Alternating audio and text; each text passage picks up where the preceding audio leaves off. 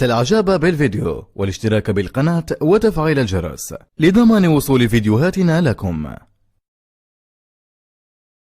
النهارده ان شاء الله هعمل معاكم صوابع الجلاش باللحمه المفرومه او البوريك التركي. هعمله معاكم باسهل طريقه، وممكن كمان تغيري الحشوه باي حشوه بتفضليها. شوفي شكله حلو ازاي، طري من جوه ومقرمش من بره، وبلفه جلاش هتعملي وليمه. يلا بينا.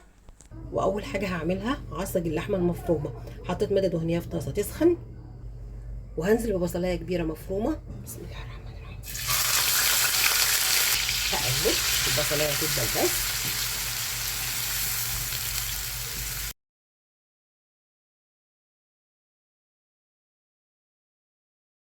وهنزل بجزرية مبشورة اختياري. بسم الله الرحمن الرحيم. وهقلب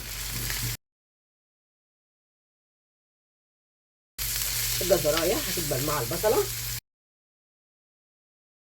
وبعد ما البصل والجزر دبلوا هنزل بنص كيلو من اللحمة المفرومة. بسم الله الرحمن الرحيم. وبقلب.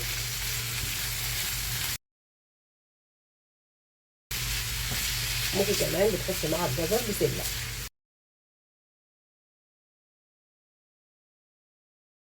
هسيب اللحمة لغاية لما اللحمة لونها يغير.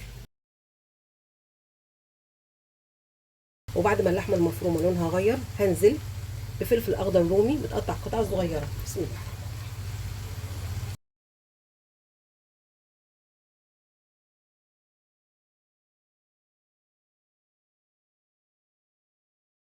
وهتبل اللحمه المفرومه، وعلشان اتبل اللحمه المفرومه معايا معلقه صغيره بابريكا، معلقه صغيره من السبع بهارات او بهارات اللحمه، نص معلقه صغيره من الفلفل الاسمر، ربع معلقه صغيره من الحبهان المطحون مع ورق اللورا المطحون بتفرق كتير في الطعم، ربع معلقه صغيره من القرفه، ربع معلقه صغيره من الجنزبيل، ومعلقه صغيره ملح.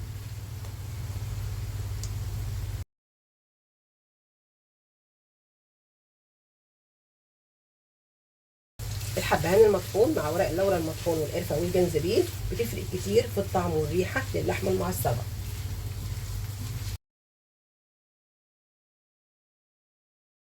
كده خلاص الحشوه بتاعتنا جاهزه. هطفي النار وهسيبها تبرد.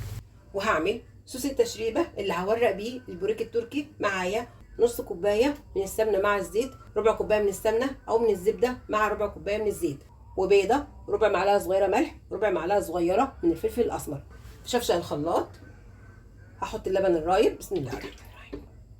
والسمنه مع الزيت والبيضه والملح مع الفلفل الاسمر، وهاخدهم واضربهم في الخلاط. وبعد ما ضربت صوص التشريبه في الخلاط هحطه في بوله او في طبق. بسم الله الرحمن الرحيم. ومعايا لفه جلاش بلدي نص كيلو بتجيبيها من عند بتاع الكنافه والقطايف. باخد ورقتين ورقتين من لفه الجلاش، وباقي اللفه بلفها في فوطه نضيفه عشان ورق الجلاش يفضل معايا طري.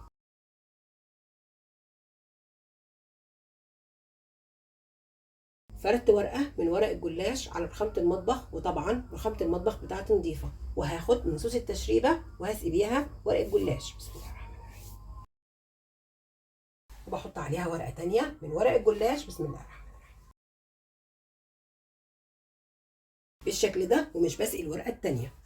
وبتني ربع الورقه. بسم الله الرحمن الرحيم. وبعدين دهنه خفيفه، وبحشيها باللحمه المعصجه.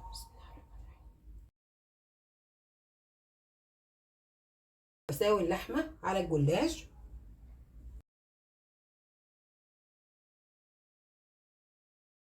بالشكل ده، وبلفها رول. بسم الله الرحمن الرحيم.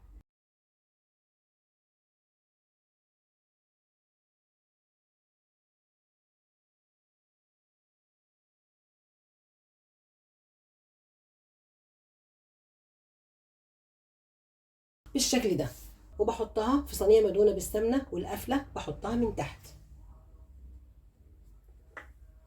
القفله دي بحطها من تحت. بسم الله الرحمن الرحيم. بالشكل ده هعمل واحده تانية. اخدت ورقه من ورق الجلاش وهدهنها بصوص التشريبه. بسم الله الرحمن الرحيم.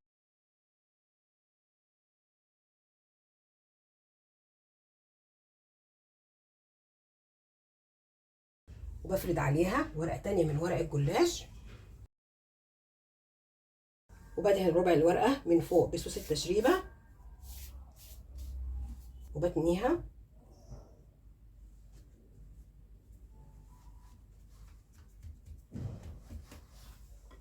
وبدهنها بصوص التشريبه، وبحشيها باللحمه المعصجه. بسم الله الرحمن الرحيم.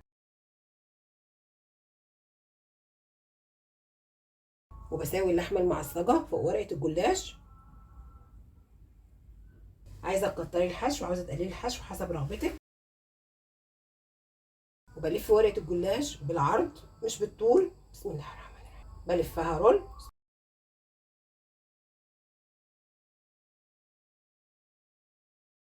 وانا بلف بضغط عليها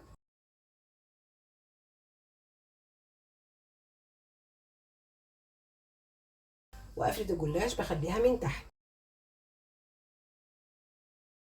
وبحطها في صينيه مدهونه بالسمنه. بسم الله الرحمن الرحيم.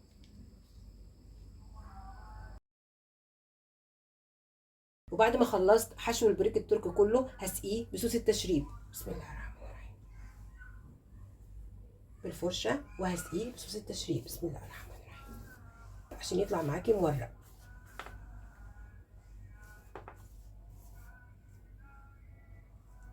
بسقي من الجناب.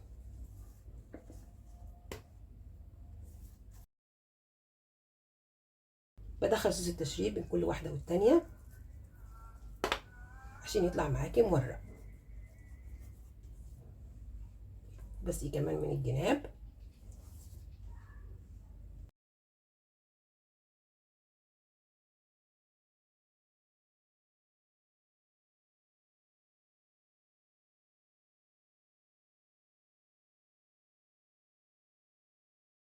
وهقطعه وهتقطعيه حسب رغبتك. بسم الله الرحمن الرحيم.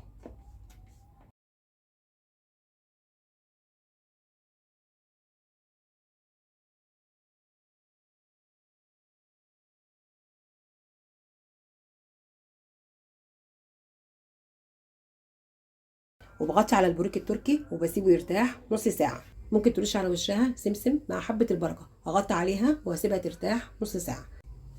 وبعد نص ساعه هدخلها فرن ساخن على درجه حراره 180 في الرف اللي في النص لغايه لما تستوى وتاخد اللون الذهبي.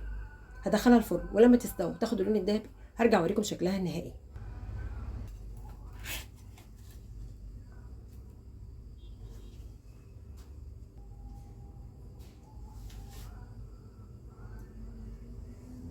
حاجه هتشرفك قدام اولادك وهتشرفك في العزومات. جربيه على طريقتي وان شاء الله هيعجبك. تسويته كلها صح. والنهارده عملت معاكم البوريك التركي باسهل طريقه، غدا او عشاء خفيف. شايفين الجمال والحلاوه؟ حاجه هتشرفك قدام اولادك، كمان هتشرفك في العزومات. شوفيه شكله حلو ازاي، طري من جوه ومقرمش من بره. جربيه على طريقتي وان شاء الله هتعجبك. يا رب تكون حلقتي النهارده عجبتكم، وما تنسوش تعملوا لايك وشير الفيديو، اشتراك للقناه وتفعيل زر الجرس عشان يوصلك مني كل جديد. السلام عليكم ورحمه الله وبركاته.